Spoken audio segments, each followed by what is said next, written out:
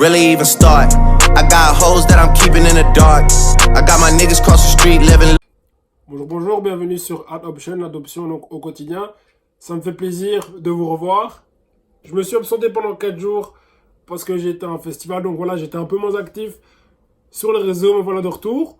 Je reviens d'un super rendez-vous avec le directeur de l'adoption dans la fédération Wallonie-Bruxelles, donc ici en Belgique. J'ai plein d'infos qui sont super intéressantes que je vous partagerai dans les vidéos qui vont venir. Et donc aujourd'hui, on va parler d'un thème, je pense que beaucoup de personnes ont hâte de découvrir, donc c'est l'intégration donc au niveau de l'adoption. Donc moi, il faut savoir, comme vous le savez, j'ai été adopté il y a plus ou moins une vingtaine d'années, en 99. Ça fait pile 20 ans aujourd'hui que j'ai été donc adopté. Qui puisait, donc beaucoup de choses ont changé entre le temps où j'ai été adopté et le temps de maintenant, donc jusqu'à mes 26 ans. Et donc la chose qui a réellement changé, c'est que j'étais un garçon introverti étant plus jeune. J'avais pas confiance en moi, j'avais peur de faire certaines choses, de dire certaines choses et de m'affirmer en tant que tel. La deuxième chose à savoir, c'est qu'en fait, quand j'ai appris que j'ai été adopté, jusqu'au moment où j'ai accepté, il y a eu une longue période, on va dire, où j'étais ambivalent dans ma personnalité. J'étais quelqu'un, on va dire, d'assez bipolaire, qui changeait souvent, qui pour un oui, pour un rien, pouvait partir au quart de tour. Et donc, j'arrive à un stade maintenant, donc à 26 ans, où je me suis retrouvé. Et mon intégration de manière, on va dire, globale, que ce soit petit ou maintenant, c'est deux choses complètement différentes. Je pense qu'avant, je m'intégrais facilement parce que je faisais beaucoup de sport, pardon.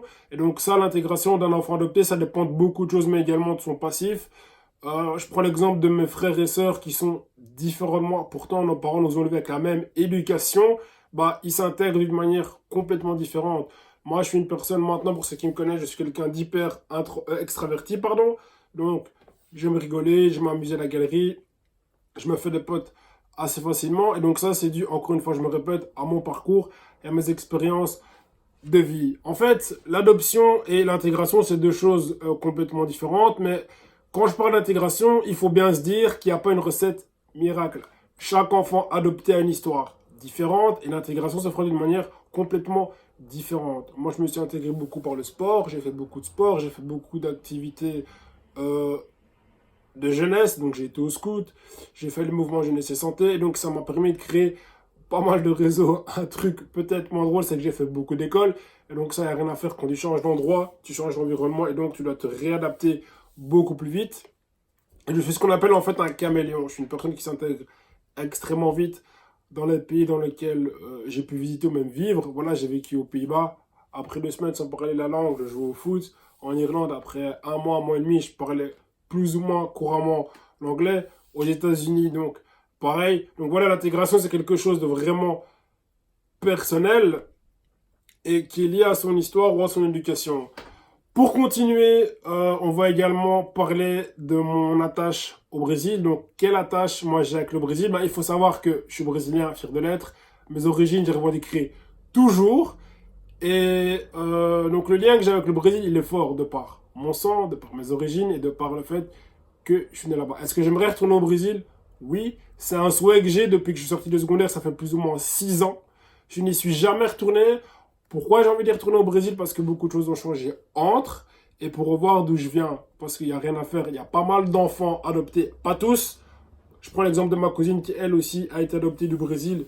Je pense qu'elle, je ne vais pas dire qu'elle s'en fiche, mais elle ne ressent pas spécialement le besoin d'aller revoir d'où elle vient. Moi, c'est mon cas. Parce que voilà, je pense que c'est intéressant de pouvoir voir l'évolution qu'il a eue. Mes frères et sœurs, je n'en sais rien du tout. Je pense qu'ils ne seraient pas contre.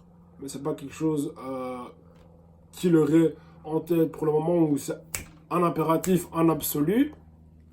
Et donc voilà, l'intégration et les origines, c'est deux choses complètement différentes. Je vous ai un peu partagé mon ressenti.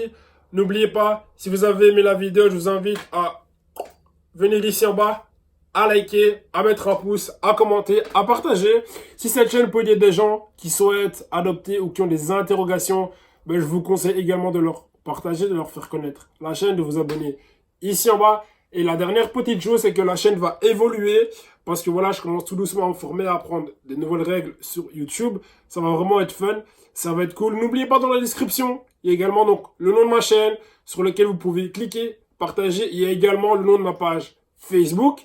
sur lequel, en fait, de manière principale, pour le moment, ce que je fais, c'est je partage, en fait, toutes les vidéos de ma chaîne YouTube, je les partage sur ma page Facebook parce que c'est un public différent. Toutes les personnes de YouTube ne sont pas spécialement les personnes de Facebook et vice-versa. Et donc, avec le temps, ce que je vais mettre en place petit à petit, c'est que donc ici, je pars de l'adoption en Belgique. Donc, il faut savoir que tous les documents que je vais mettre à votre disposition, les informations que je vais donner sont pour la Belgique. Ce qui est génial, c'est que la Belgique est unique en matière d'adoption. C'est le seul pays dans lequel on impose en fait des préparations avant de pouvoir adopter. Ça, c'est une parenthèse, mais voilà, il y a pas mal de choses que j'ai appris aujourd'hui.